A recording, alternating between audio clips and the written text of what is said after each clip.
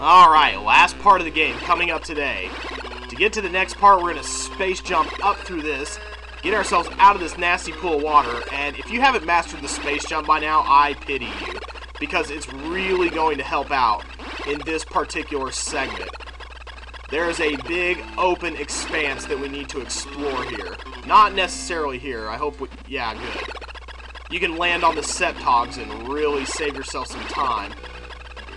Oh, hey, missile and energy refill. Don't mind if I do. That is going to help out a lot. There we go. Okay, and that's going to come in handy because it's not just the Queen Metroid we're facing today. As I mentioned yesterday, I never can keep myself from spoiling things, so I did say there were going to be a few other Metroids to face, and that is true. We aren't just going to go up against Miss Queen Metroid herself and call it a day. There is something else we've got to do here. I should probably go ahead and space jump that. Except that I hate the noise that it makes between transit. Whoa! Somebody had a party in here. And what's this down here? That's right, it is the Ice Beam. When I was a kid, I thought I majorly screwed up by getting this, and I actually reset the game.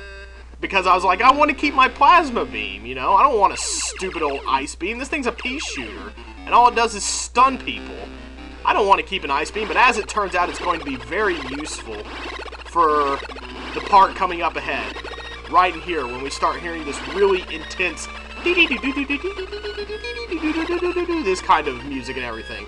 We're going to go through here, and we are going to start facing off against Metroid's larvae. But there's only one Metroid left on the counter, you say. Well, that's where things get kind of complicated, because once we go up here, and we jump up Spring Ball into here and pass by the Metroid egg,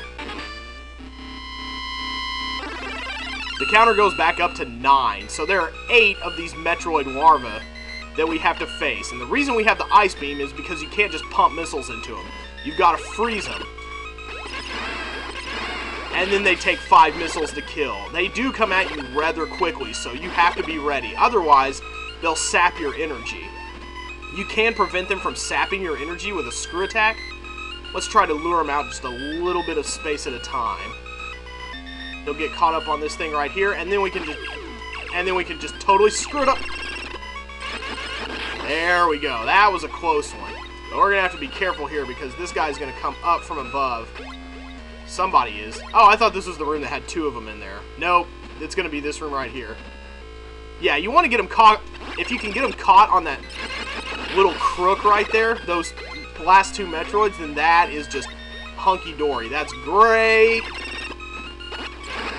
And you have to dispose of them fairly quickly, too, because they will thaw out somewhat quickly. So you need to be on the ball about switching to missiles and getting that done.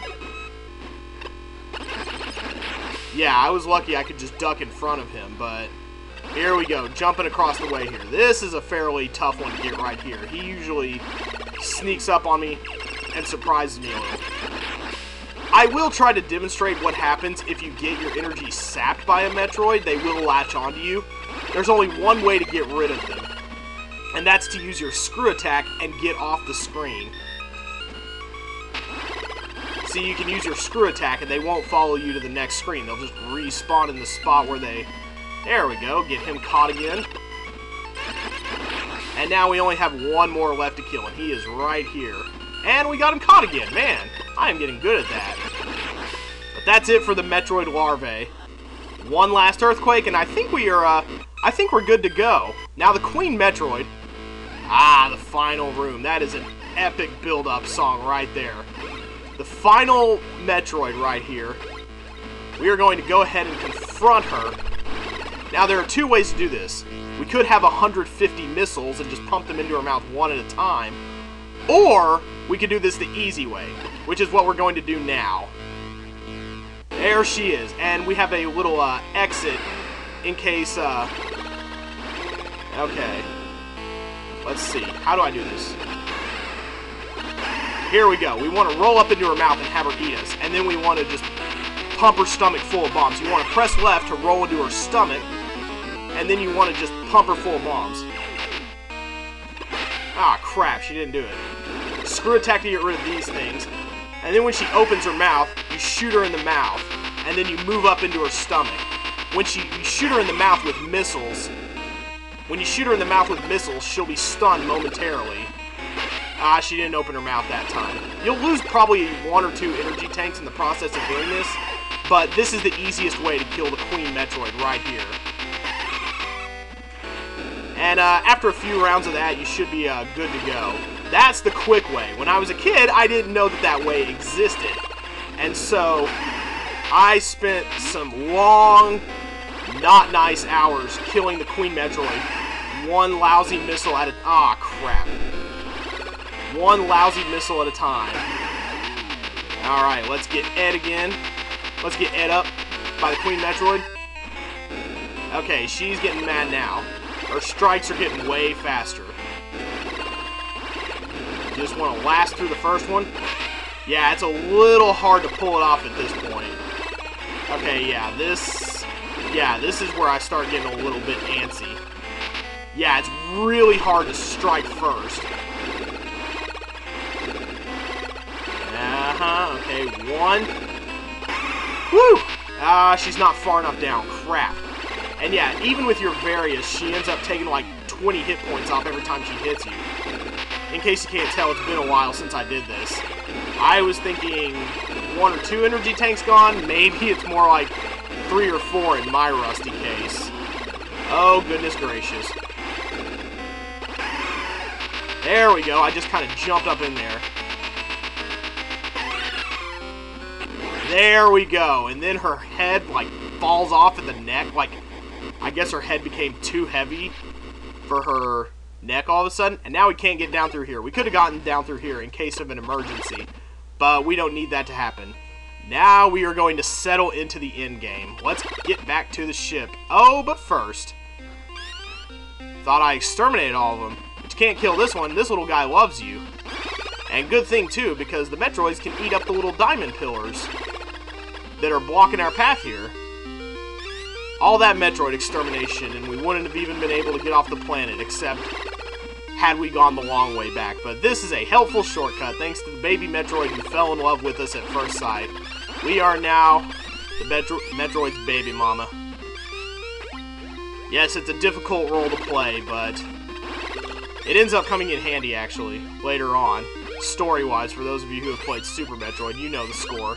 That's probably the hardest of the, these are probably the hardest of the diamond things to get rid of right here. You kind of have to guide the little guy up and kind of get it to clear out the ceiling. Now, this is why you should know the space jump, because if you try to spider ball up this wall, it's going to take freaking forever to get this end game going. So we are just going to walk on over, and when we walk over the wall here, we weren't able to go up here previously because there was an atmosphere up here that sapped our suits just like acid. But when we drop off the wall, we end up landing perfectly on... Well, there it is. We ended up landing just to the right of the ship. But when you get in the ship, the time clock stops, and that is the official end of the game right here. Now we're going to sit here and wait through the credits and just make sure we got the best ending here. If Samus is running, that's a good start. Because the time that you spend beating the game, the faster you do it, the better the ending you get. The best ending is Samus jumping off screen and showing you her bikini, just like it was in like in the first Metroid. You got the code and it's like, oh yeah, Samus, girl power, fight the power. I can't believe the hero is actually a girl. Now here's a code to go play her as her in a bikini. Yeah, it doesn't make a whole lot of sense to me either. But like, if you get the worst ending, then Samus doesn't even do the little running thing there in the credits. She just stands there. That was the ending I got when I was a kid. It's like, oh, 13 hours, that's not that bad. And then she just stood there. It's like, I think it actually encouraged you to try again for a better time. It's like, oh, I can actually do better than this? Yeah, as it turns out, you actually can do better than that. So, what you want is for Samus to get running here, and you just sit here now. Now you sit here through the suspense with, like, your stomach up in your throat, just waiting for, waiting to see what ending you got. We can't very well skip through this.